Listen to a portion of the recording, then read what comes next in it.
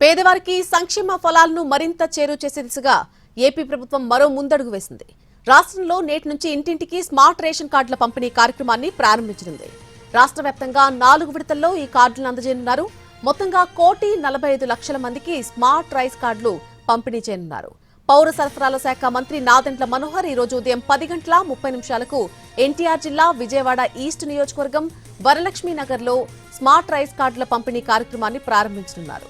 అనంతరం మధ్యాహ్నం 12 గంటలకు కృష్ణా జిల్లా పెనమలూరు నియోజకవర్గంలోని కంకిపాడులో కూడా ఈ కార్యక్రమాన్ని చేపట్టబోతున్నారు. గ్రామ వార్డు సచివాలయాల ద్వారా స్మార్ట్ రైస్ కార్డుల పంపిణీ జరగనుంది. స్థానిక నేతలు, అధికారులు ఈ కార్యక్రమాల్లో పాల్గొంటారు.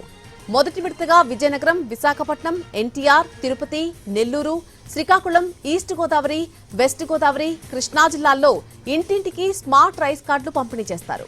ఇక ఈ నెల 30 నుంచి రెండో విడతగా చిత్తూరు, కాకినాడ, గుంటూరు, ఏలూరు జిల్లాల్లో స్మార్ట్ రైస్ కార్డులు పంపిణీ కార్యక్రమాన్ని చేపట్టనున్నారు.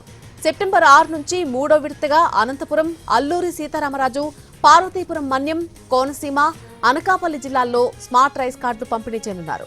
ఇక వచ్చే నెల 15 నుంచి 4వ విడతగా బాపట్ల, పల్నాడు, వైఎస్ఆర్ కడప, అన్నమయ్య, శ్రీ సత్యసాయి, కర్నూలు, నంద్యాల, ప్రకాశం జిల్లాల్లో ఈ కార్యక్రమాన్ని చేపట్టబోతున్నారు.